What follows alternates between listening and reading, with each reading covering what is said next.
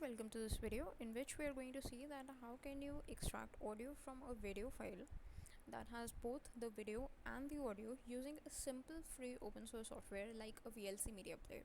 So extracting audio from a video is not that of a tedious task and can be performed very easily even using softwares like VLC Media Player.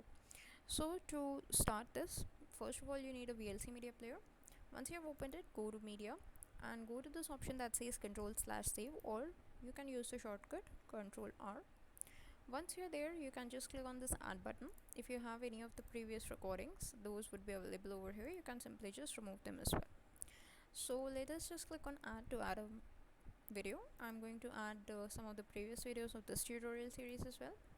Click on open and then click on convert/save.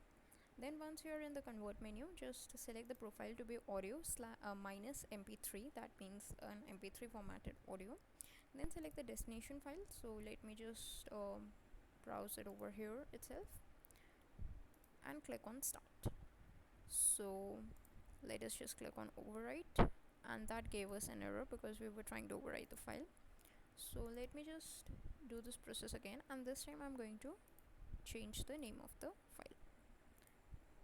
So this is going to be OBS Studio. Okay, click on save, click on start.